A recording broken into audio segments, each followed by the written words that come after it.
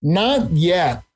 Those are two, those words are so powerful because it leaves open so much opportunity for us.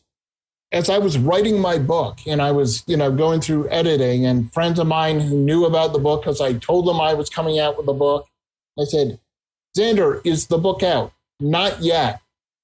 It's coming. I know it's coming. It's not today. It's not available today.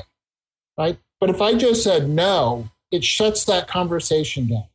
If someone's trying to earn $1 million for retirement or whatever, have you got there? Not yet. Doesn't mean you're not going to. It just means that today I'm not there. Hey, it's Rocky. Welcome to Richer Soul. Today's guest is Zander Sprague, who's going to share how to take that first step forward.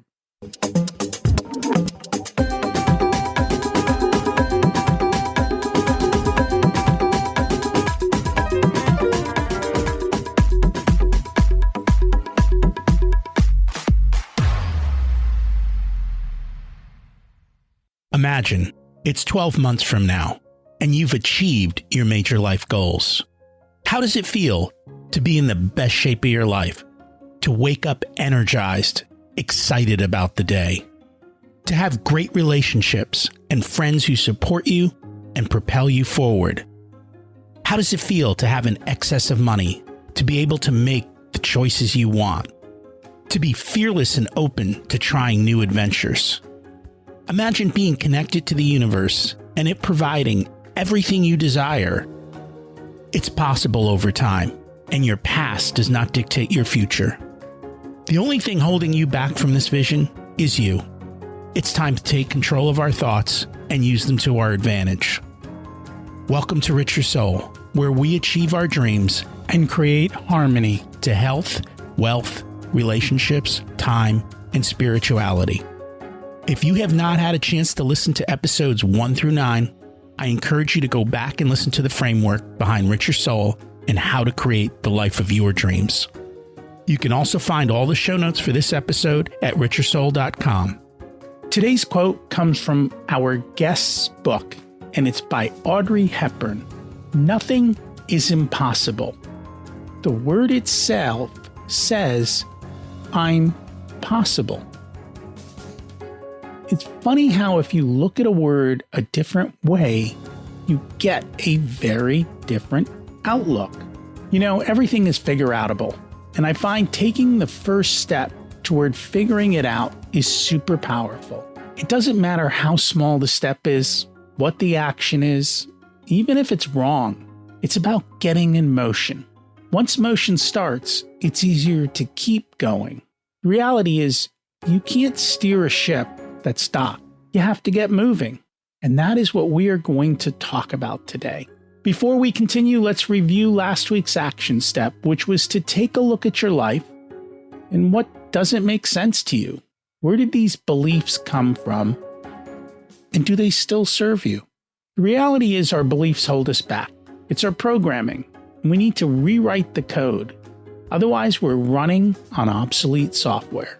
We keep talking about this, and yet less than 5% of people do it. I get it. We're hardwired by nature in our DNA for survival and not to thrive. This is about overwriting that code and making thriving the way of life. Let's face it, we're no longer stuck in the tribe where we were born. There's no lions and tigers around our homes. The world has changed. Have you? Maybe not yet. And we're going to chat about those two powerful words today. Not yet. The world is changing at an ever faster rate, and survival of the fittest is even more true. Fittest doesn't mean strongest. It means your ability to adapt to the changing environment. If you can do that, you will thrive.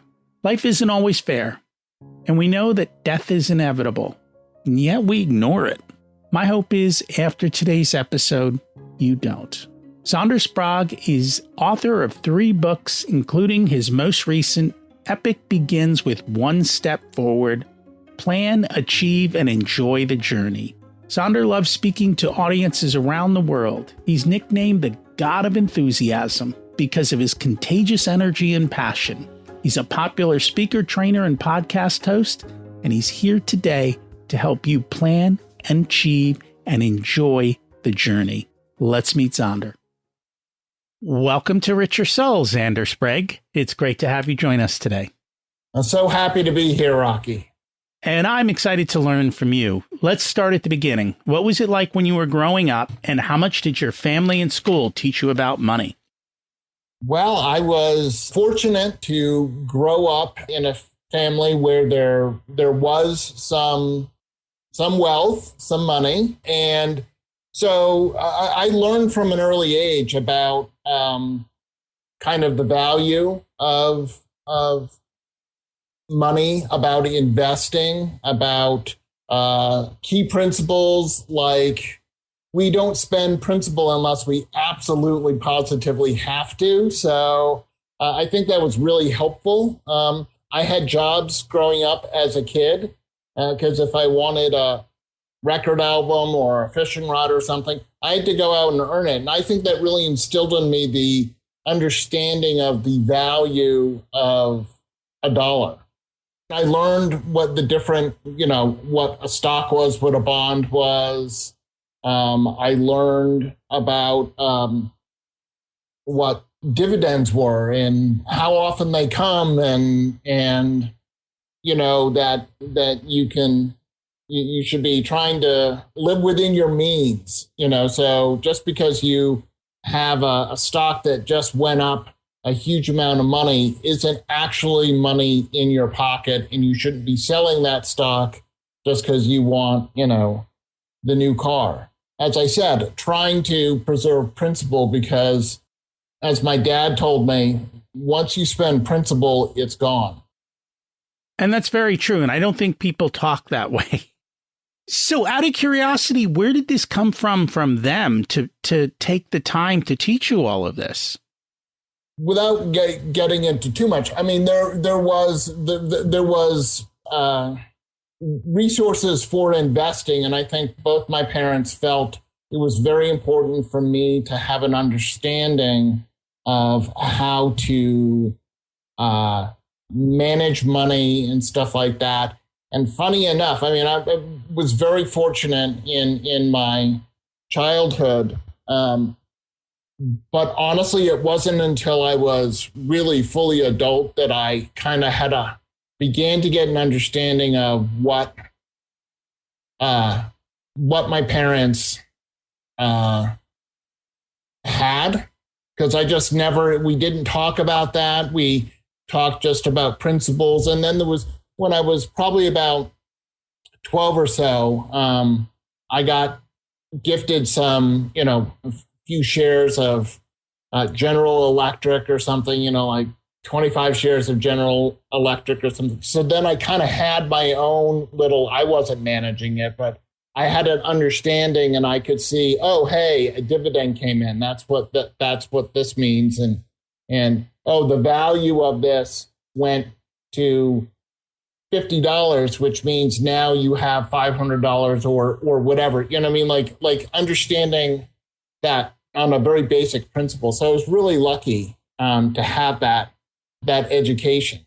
It's not normal. That's why I asked. No, it's not. But I think, I don't know, Rocky. I mean, I guess I look at it and say, if your parents are fortunate enough to have resources to be able to invest in stuff, and perhaps down the road, maybe really far down the road, you may get a hold of those resources through inheritance or gifting or whatever. You should probably understand how to do that. I mean, one of the things that I have always found interesting and kind of disturbing is I look at a lot of professional athletes who come from incredibly modest or even below modest means, and they're very talented, and they get this huge amount of money, and they have absolutely no idea what to do about it. And we hear all these stories of people athletes who are broke. They made, $50 million in their career. They should be set for life. Their kids should be set for life. Their kids' kids should be set for life. And yet they have no money. And that's because no one's sort of explained all the sort of the principles of money management. And that's true, because most people don't teach. Did school teach you anything? Not really. No. So you've got kids. What are you doing for your kids? My kids I talk to them all the time. I talk about, here's what you do. Here's how we're able to do these things. I talked about, when I bought my house, I said it's sort of a trade in investment vehicles. Meaning, even though you may have to spend some of that precious capital, you're transferring how you're investing it. And by and large, investing in real estate in the long run tends to benefit you. It does. I don't know that a house is necessarily an investment, but... Well, let me put it this way, Rocky. Let's say you take $75,000 for a down payment on a house. Okay, so you take principal and you convert it to cash so you can make your down payment. Now, when you go to sell the house, you end up with $150,000 of principal because you pay off your mortgage and you get your down payment. But now the value of the house grew. Your investment grew. And so now you got more cash on the other side. To me, that a house is sort of can be an investment vehicle. No, it's not the safest. But as I said, in the long run, I think people don't understand that it's a long game. You got to play the long game. Got to play the long game. The people who think that they're going to get in and out and make a quick buck, yeah, occasionally that happens, but in general, historically, and I guess because I was a history major, I look at history and go, historically, if you are patient, you tend to come out ahead. And that's true. It is a long game. Most people are playing a short game and they don't realize the power of compounding and that it does take time. And I understand where your parents are coming from because we had the same attitude with our kids. Like, depending on how life turns out, you may come into a large inheritance. And I want to make sure that A, it's irrelevant by the time you get there, meaning you've built your own, and right. B, that you can handle it should it happen. It doesn't screw your life up because absolutely it can very easily do that. Very, very easily. So you had this great upbringing. They taught you all about money. Has it been a perfect life? I guess perfect's a relative term. I think my life is good, but certainly like everyone else, there are ups and downs. There are the unexpected. I've had unexpected things happen that really shook me to my core. And one of those things was 25 years ago, my older sister was murdered. And there were things I thought I might deal with in my life, Rocky, but murder really was not one of them. Mm. And that was a very profound experience. It helped shape what I've done with my life in the last 25 years and what I continue to do in part, which is to help other sibling survivors, people who've lost a brother or sister. My experience was that my grief was not acknowledged. And as a mental health professional, I look at that and say that has a profound effect on people's life, their recovery, and how they move forward. And that's true. Is it mostly because they look at the parents and the spouse versus the siblings? I grew up in Massachusetts. I was living in Boston at the time when my sister was killed.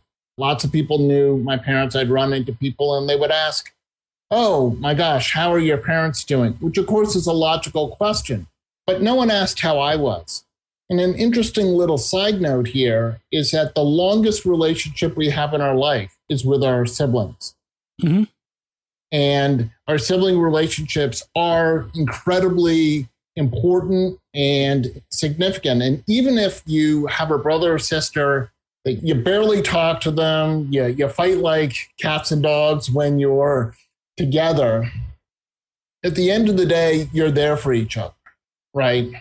And I think that so many people kind of take it. We take it for granted. I think we all realize that at some point, we're obviously all going to die. We don't spend every day thinking about it. But certainly, when I thought about my older sister and I have a younger sister, I figured we'd be well into our 75, 80. That's kind of when you get into that time of life where perhaps their passing, although not easier, is more acceptable. We kind of go, this is when, this is the time of our life where this is more likely to happen. I was 28. My sister was 30. It's not supposed to happen then. Wasn't supposed to happen. Yeah.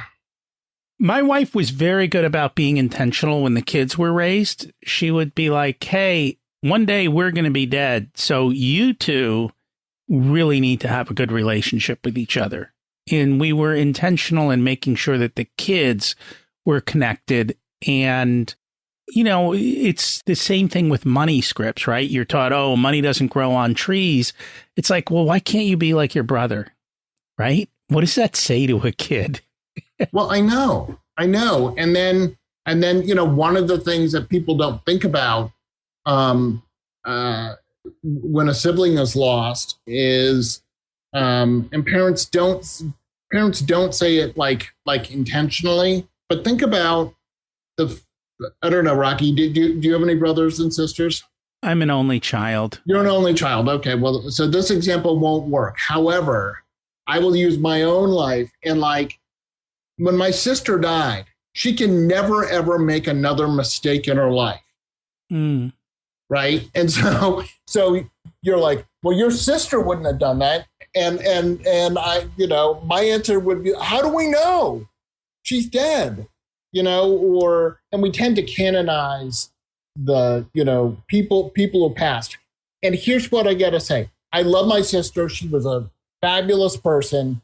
But like everyone else, she had her faults. And there were times where she was just really, really mean to me. But that even happens with kids in general, right?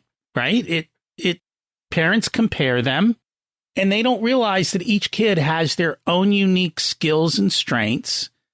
And so we've never treated our kids equally. We've always treated our kids fairly. So sometimes at a birthday, someone might get a gift double the value of another kid. Same at Christmas. It wasn't the value. It was what does this child need at this moment? Absolutely. I mean, and I tell my daughters that I am not comparing how they're doing, be it grades, participation in their life, driving, whatever, right? That we all have our own things that we're stronger in and not as strong in. And, that's okay. That's what makes you. And I recognize where your strengths are and where it's more challenging. And to the extent that I can help you in areas where it's challenging for you to find success, I'll do it. And so it because you come from that background from your education.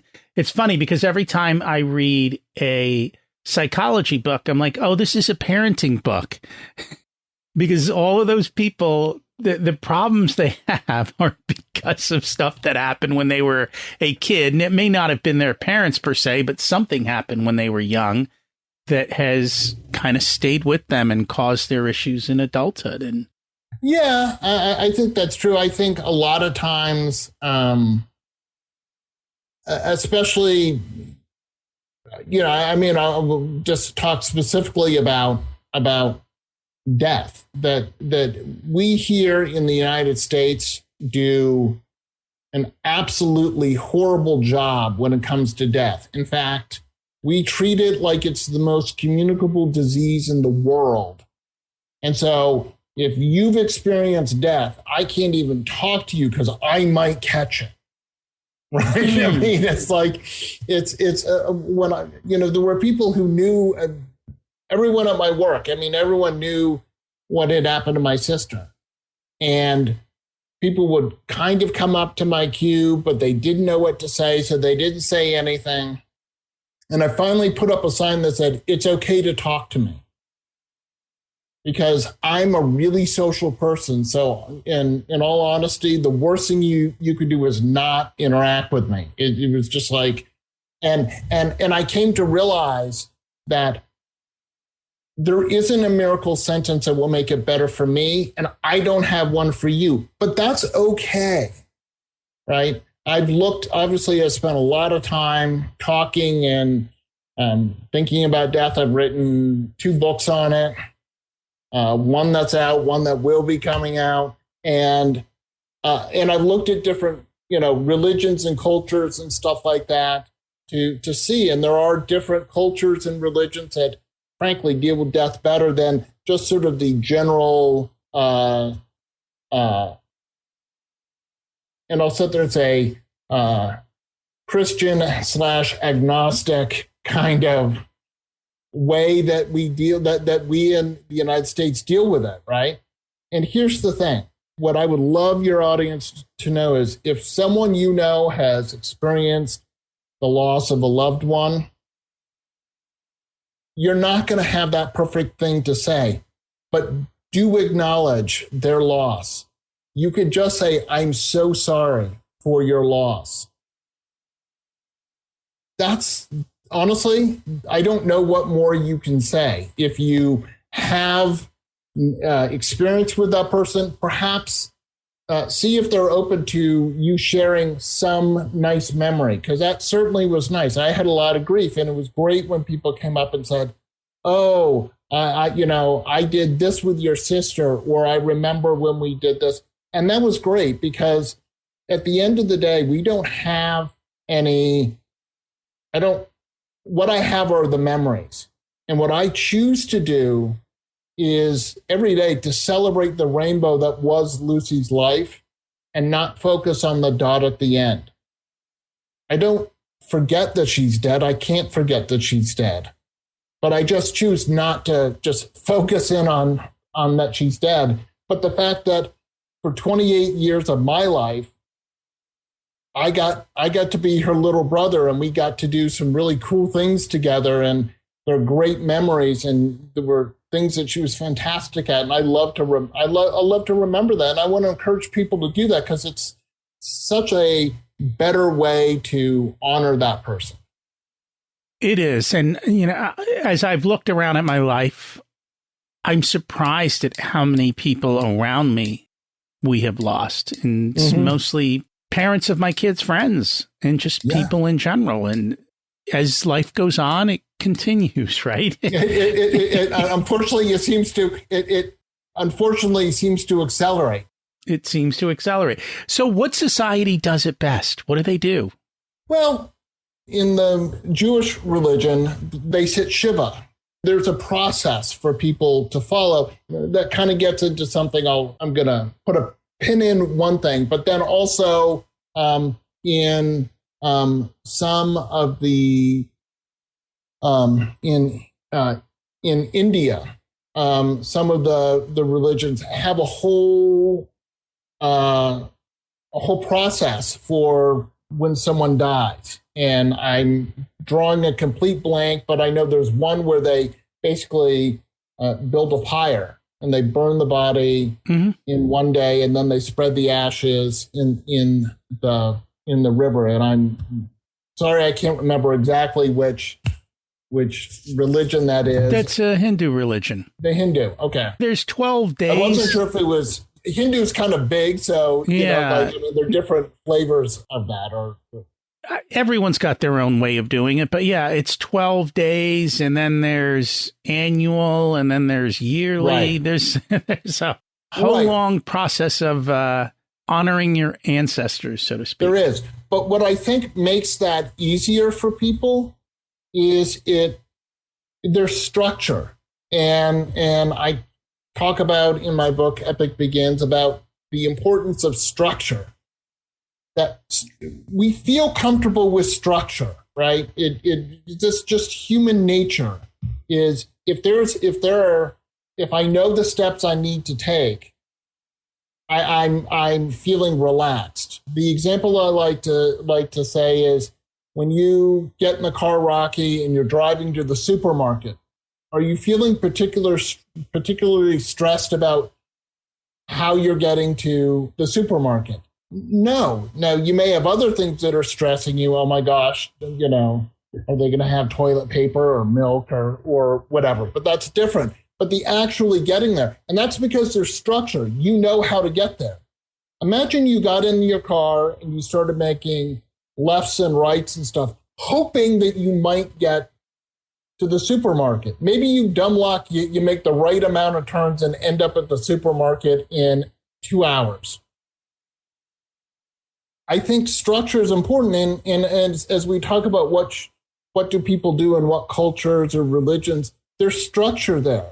And in that time where you feel so devastated, structure is a life ring that you can hold on to and go, I just need to do this today. Yes. Yeah, a lot of people don't know what to do. Right. And this puts it behind you. So let's flip. Instead of talking about death, let's talk about life. I've heard you say our entire life is a journey. Shouldn't we be enjoying it? Absolutely. Are most people enjoying? Huh? Are most people enjoying it? Well, I think that all depends on how they choose to look at it, Rocky. Because I have something I call the 97-3 rule. And the 97-3 rule it's actually quite easy. I believe that 97% of your day is actually really good. And up to 3% isn't as good. Okay? Now, yes, there are those given days where you just have a really horrible, terrible day. I get that. I'm not denying that. But in general, your day is going really well. And yet somehow we all, and I'm going to put myself in the same boat. I tried really hard not to. I've worked hard on this. We focus on that 3% and ignore the 97. Now, as I was doing my internship for my licensing, I had to do 3,000 hours of internship. I was in a school-based program. I was doing mental health counseling for middle school and high schoolers. And a lot of my clients, were having some academic challenges and stuff. And so I'd ask them, what is your least favorite subject? A lot of them said math. I didn't ever really like math much either. So I'm like, I get it. I'm like, how would you feel if you got a 97 on your next math test? Oh my gosh, I'd be so excited. That would be fabulous. That would be great. I'm like, would you be focused on the 3 points you didn't get? And they're like, are you kidding? Of course not. And I'm like, so why are you focusing on the 3% of your day that wasn't as good and ignoring the 97 that is? And so I think if you have that shift in perspective, Rocky, you find out there's a lot more enjoyment on the journey because there's so much of it that's going right. And that is very, very true. Very, very true. So let's talk about the book. What inspired you to write the book, Epic Begins with One Step Forward? It's interesting. I was on this really long journey through graduate school and then my internship. I finished up all my hours for internship in February of 2020. I was all excited. I was going to go take that licensing exam. I was going to get out and be speaking. And by the middle of March, I was stuck in my apartment because we had the pandemic and couldn't do anything. Couldn't take the licensing exam, couldn't speak, couldn't do anything. And so like everything that I had told everyone I was going to be doing I couldn't. So, or I couldn't do it right then and there. I obviously since took the licensing exam and I'm out speaking and stuff, which is great. But as I was trying to figure out kind of what am I going to do, I had this sort of epiphany that, epic begins with one step forward. I really love epic. I do. And I actually, I went further as I started to write the book, say, well, what does epic mean to me, right? Like every good speaker, you got to have an acronym. And here's my acronym for epic. Every pilgrimage involves commitment. And I think that whatever your epic is, it is your own pilgrimage. Now, I realize that pilgrimage may have, for some people, immediately kind of a secular connotation or something. However, that's not how I'm thinking of it. I think of pilgrimage as just being some journey that you have embarked on because you want to get to a certain place. That's people who, for example, want to go to the Wailing Wall or go to Mecca, which are religious ones. They have a destination that they're going to. And your epic is a destination. But along the way, you have to have commitment to get there. If your epic is you want to retire by the time you're 50, you know what you need to do. But there is obviously a lot of commitment that is involved for you to be able to achieve that goal.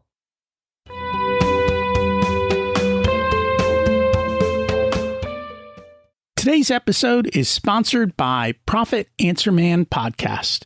Did you know that most small business owners hate looking at their financials? It's one reason they may struggle with business success. The Profit Answer Man podcast helps them ensure they are profitable and can pay their employees and weather the storms we all have to face. It's built on the Profit First methodology of pay yourself first.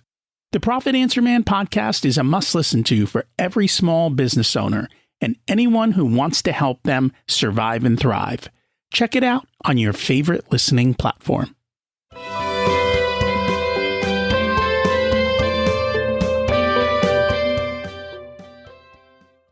There is, and you kind of say this in the book, and it's something I always say as well.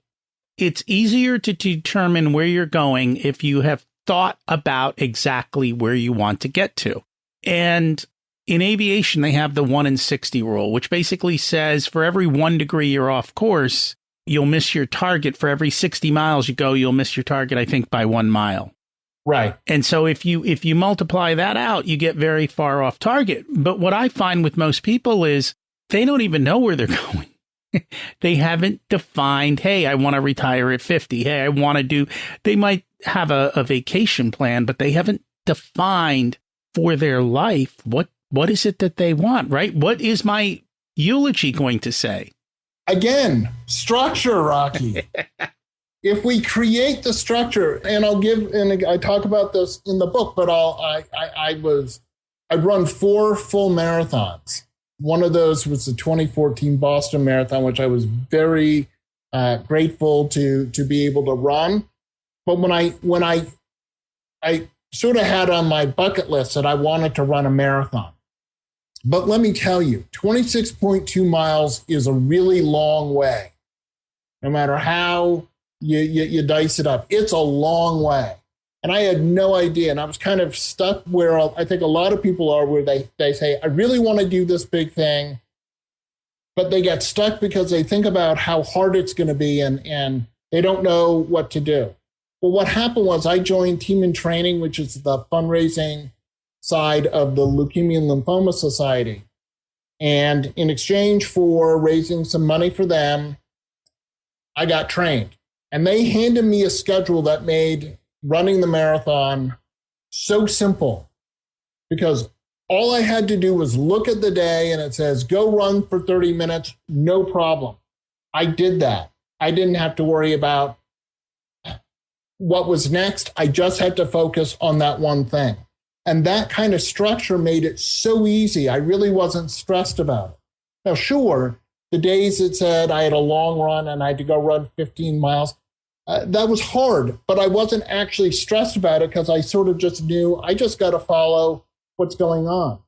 So when we have an epic dream, when there's something that we want, understand where it is you want to get to, and then work your way backwards to figure out the steps that you need to take. And then the best part is when you get back to where you are right now, all you got to do is take one step forward today.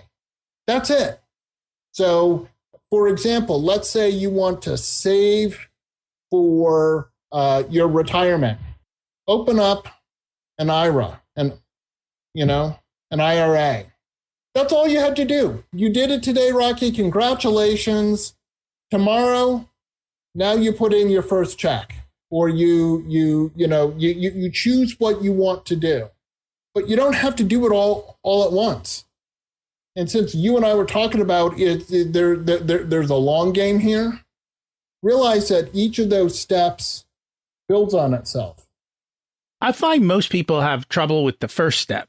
Absolutely. And part of that is because the goal seems so big, so bold, so audacious. And frankly, it should be, because that's the stuff that's exciting.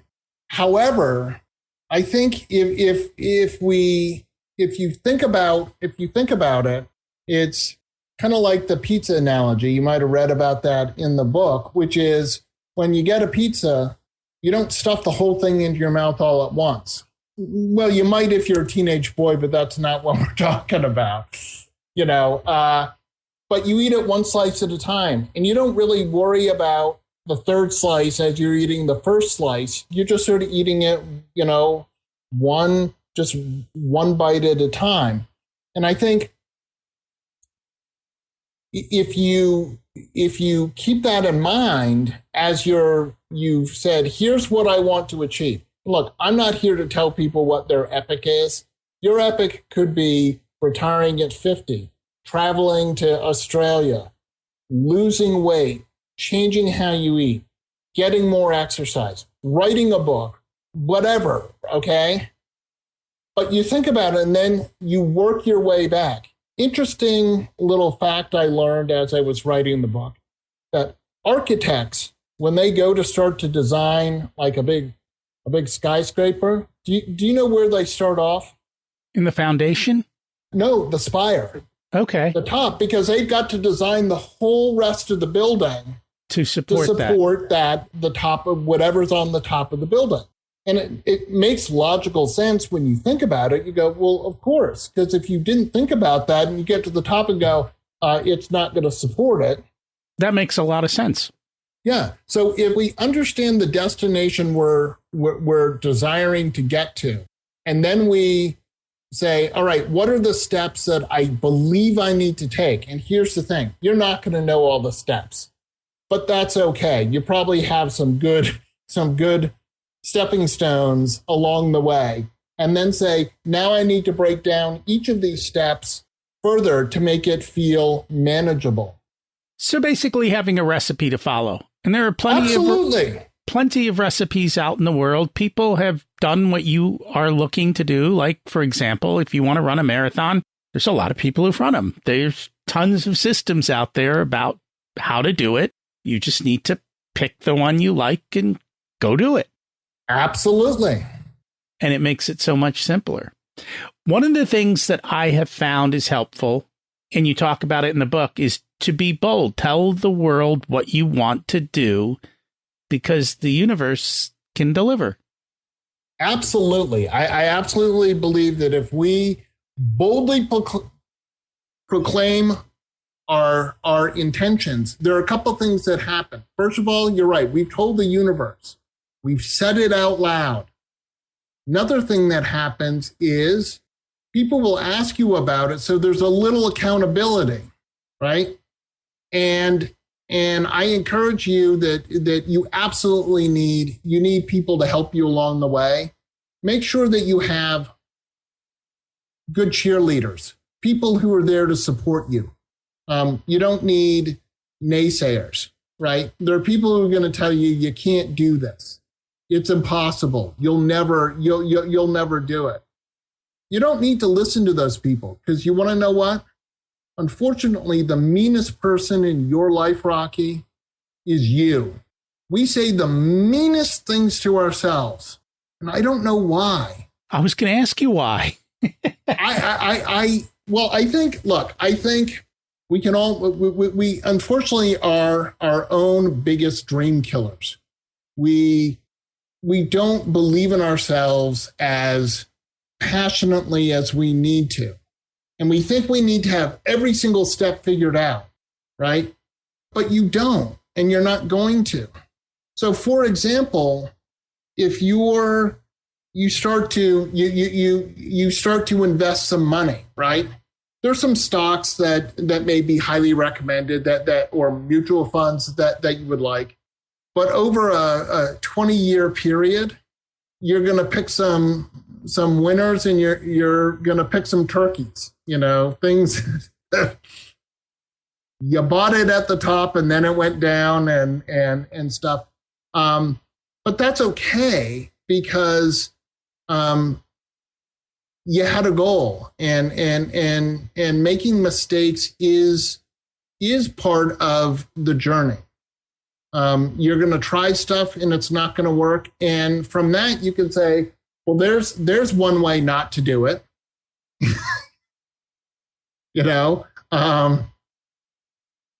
That wasn't a good, acknowledge it, but don't be overly harsh on yourself. I think if we're, why are we so mean to ourselves? I don't know. I mean, but I do know that, I've asked people, if your best friend said one of the things that you just said to yourself today, how would you feel? Oh my gosh, I would be so devastated. And I'm like, so why are you saying that to yourself? Why? You should be nice. You should be your number one cheerleader. I mean, how is anyone going to want to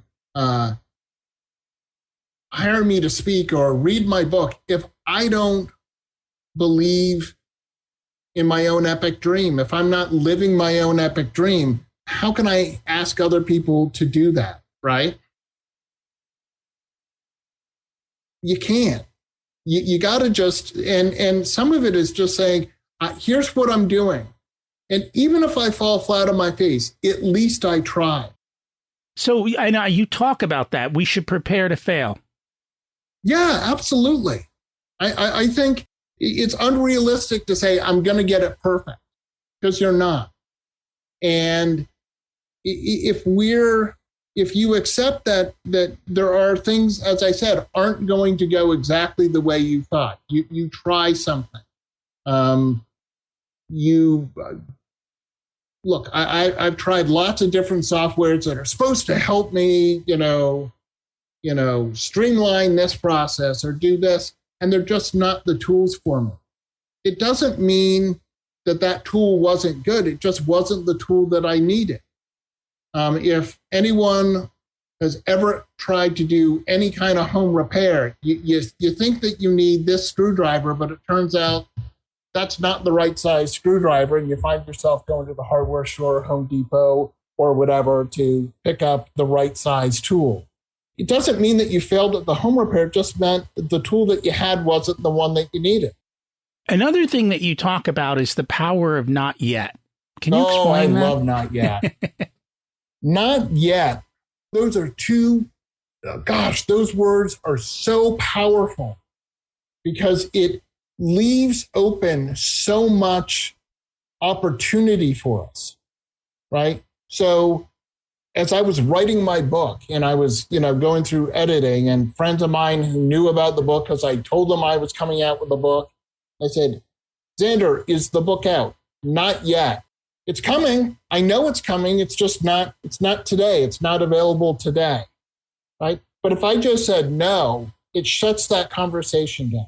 If someone's trying to to earn $1 million for retirement or whatever. Have you got there? Not yet. Doesn't mean you're not going to. It just means that today I'm not there. But it doesn't mean you're not going to get there. And I think if people embrace not yet, it leaves open so much more for you.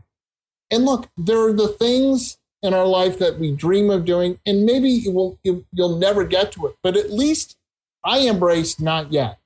You mentioned aviation. I love aviation. I would love to have my private pilot's license. I'm not taking flying lessons right now. I don't have plans to do any flying lessons right now, but I say not yet. It may never happen. That doesn't matter. I'm still leaving open that opportunity that I can do that. And they're really small words.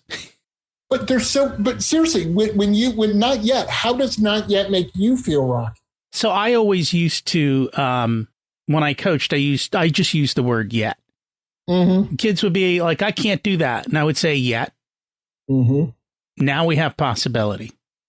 Yeah. And you'll learn over time. So I've always used that in a slightly different fashion, but the same power of a 3-letter word. Yeah, absolutely. What I'm finding is that not yet resonates with people so much. Again, it just opens up. There's so much optimism and there's so much possibility. There's literally limitless possibility if we say not yet. I'm trying, right?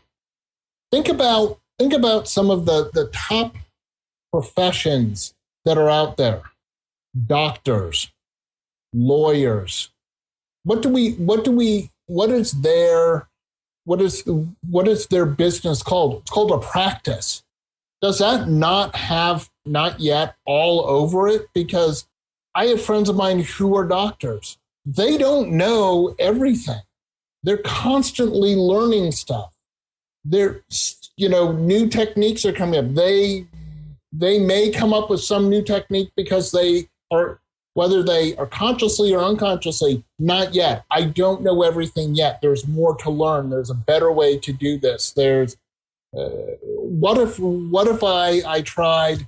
I'm aware that this drug does this. I mean, one of the things is minoxidil, which is everyone knows is used in Rogaine to grow hair. But do you know what its actual original and primary use is? It's a hypertension, a high blood pressure medication. Mm-hmm. It's just as a offshoot that when people started taking it, they're like, hey, I've got a lot more hair growing. And someone said, well, what if we made it topical and put it on your head? Oh, look, it still grows hair. Side effects. All drugs have them. Some are good, some are not. You never know.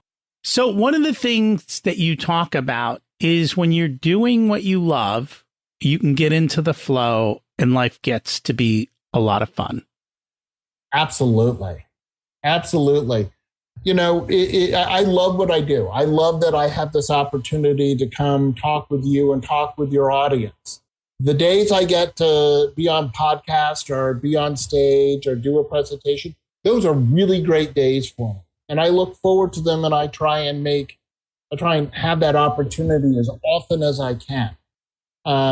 If you think about, and Rocky, do you have a hobby or something that you really enjoy doing? I enjoy doing the work I do. Okay. And so when you're doing that work, does it really feel like, most times, does it sort of feel like work, or is it just it doesn't at all feel like work. It's fun. People pay me so I can learn and have fun. It's really cool. Absolutely. Who would have thought, Rocky, right? People will pay me for that. And look, super interesting side story here. But when my first job out of college, I worked at the front desk of a hotel in San Francisco. And we had National League baseball teams come stay. So I got to meet all of these National League baseball players. And an interesting thing happened. I got to, have brief conversations with them. And I'm like, what is it like to be a professional ball player? And I'm not kidding you, like almost to the person, they're all like, honestly, I would pay to play. And the fact that I get paid to do it is like, it blows my mind because I love this so much. I have so much fun. I would give them money to be able to play. And a lot of people would. Absolutely. Absolutely. And if we think about the things that we get totally lost in when we're doing it, that's in the flow. That's when you're just sort of, you're in your little zone. You know, I get on these podcasts and then I'm surprised that I was talking for 40, 45 minutes, an hour, and it just seems like it was 5 minutes. Why? Because I'm in the zone. I'm in the flow. And I think inherently people really do have a good idea of the things that they really enjoy, right? One of the things that I think is important is if you're in a job and maybe it's not as fulfilling as you want or whatever, look back at the jobs that you've had and determine two things. But the more important one is, what are the aspects that you did not like about those jobs? So what are you not looking for in a job? Not what are you looking for? You still need to do that. But if you're pretty clear, like I'm a talker, not a typer. So if I were in a job where I had to write all the time, that probably would not be in my wheelhouse as much. You know, certainly I can write, but I like to talk. So if I have a job where I get to talk to people and present with people, that's great. I'm the same way. That's why I have a podcast, because it was so hard for me to do blog posts. Yeah. And doing podcasts is easy. It's absolutely, look, it's how I wrote, it's how I wrote my book. I did with my business coach, Aurora Winter. We did Zoom meetings. I then had a transcript and I finessed it a little. I got some help finessing the words to make it even more readable. And there you go, right? I mean, why fight against what comes to you naturally? When I sat down to write my first book, Making Lemonade, Choosing a Positive Pathway After Losing Your Sibling, I sat down and I was trying to write the first chapter and it was so hard. And then I sort of was like, why don't I just dictate it? Because I like to talk. Well, you want to know what? I wrote the whole book probably in like 2.5 weeks, or at least the words that started off the book. And it was so easy because I like to talk. I think that if I'd been able to do oral exams in high school and college, I would have had a much higher grade because I know the stuff. If you let me talk about it, I can prove to you I know it. I'm the same way, so I totally get it. I struggled with writing. I am much better now than I ever was. But that's because I practice it, and so that's really what's changed it. But yeah, it's a struggle, and you have to figure out what works for you, right? Absolutely. I think you play to your strengths, you know. I think inherently, if we take a moment, we all understand the things that seem easy for us. If you're not quite sure, look back at your academic career and say, what classes seemed much easier? Just they made sense to me, right? And for me, it was psychology. It was like I barely felt like, I studied, but I didn't really feel like I was studying because I was so into it. And I had to take other classes that, although interesting, I had to work a little harder to get that information. When I went to graduate school, all I was doing was psychology, and I was so excited. Every day was exciting because it was new stuff I was so thirsty to learn about. So true. So we always like to get people to take action. What's an action step people can take this week to move forward in their life? Write down your epic. Say, here is my epic goal. Think about what steps you would have to take that you know about to get to your epic destination. And then break that down a little further and say, what are some steps I can take? Let me take that first chunk and let me just understand some steps I can take. And then commit to doing that.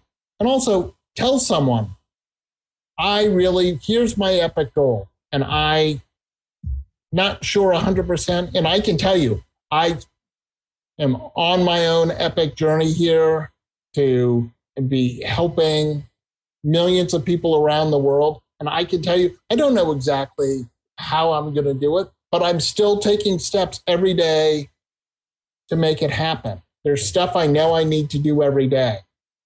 And there is. And I think the first step's the hardest. Once you get moving, everything starts to open up and it becomes easier and easier. But you got to start. Yeah, I think that first step does seem really hard. However, once you take it, you most times people are like, well, that wasn't nearly as hard as right? Correct. Okay, all right, I'm ready for the second step. And the next thing you know, if we're going to use a marathon analogy, next thing you know, you're at mile 2. And you're like, oh, okay, well, I'll just keep going. And then all of a sudden you're at mile 9. Then you're at mile 13.1 and you're halfway through. Look at that. It's literally everything is you made it more than halfway. Now everything starts to count down to your finish. So true.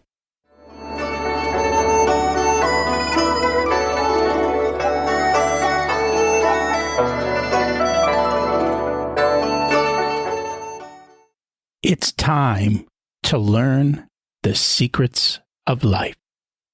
What's your secret to living an abundant life? Do what you love. It's really that simple. Yeah, more people should. What did you learn later in life that you wish you would have learned sooner? I should have asked to take oral exams. I don't think they would have let you. I don't think so. Again, had I known, had I known that might have been a possibility, I think, again, I could have proved that I really did know all the material much better. Maybe they'd let you do it on a laptop and you could dictate and then it would just transcribe for you. If you were to give an 18-year-old one specific piece of wisdom, what would it be? Buy life insurance today. Well, I guess at 18, you get a super discounted rate, right? Yeah. I mean, that's kind of the point, which is to say, you don't think you need it now, but if you lock in your 18-year-old rate, I can assure you by the time you're 50 and you look at what you would have to pay, you'd sit there and go, well, that's pretty good. I think also, if I can add just one more thing, what would I tell an 18-year-old that would be helpful is you're going to make mistakes, but that's okay. Just see what you can take away from that helps you to move forward. And that's true. I think that's the biggest thing. Life is full of mistakes. Just keep going. Because at the end of the day, that's just what you have to do. And that's okay. Very, very true. If people would like to learn more about the book, find you, what's the best way to do that? You can go to ZanderSprague.com. That's ZanderSprague.com. That's my website. The book is called Epic Begins with One Step Forward: How to Plan, Achieve, and Enjoy the Journey. It's available on Amazon, Apple Books, and all the major book retailers. And I look forward to talking with people. If you need help with your epic goal, your epic dream, I've got resources for you, and I'm always happy to try and help people step into their epic. That's awesome, and we'll make sure that we put that in the show notes. Thank you so much for joining us today. You bet. Thanks so much. Are you ready to be epic? As always, your past doesn't dictate your future. Maybe you have said, not yet. That's okay, because now it's possible. Remember, I'm possible, where we started today? Has that changed for you? This week's action step: write down your epic goal and what steps do you need to take, and what's the first one. The first step is the hardest. I think there's a song about that. And then the universe responds. And once you're on a clear about where you are going, it just starts to get easy. Decisions fall into place. You can ignore all the noise and just go. I've seen dramatic shifts in my life over the past 3 years, and I see even more changes going forward. Now, go tell the world what you're going to do and start doing it. Don't forget the 97-3 rule.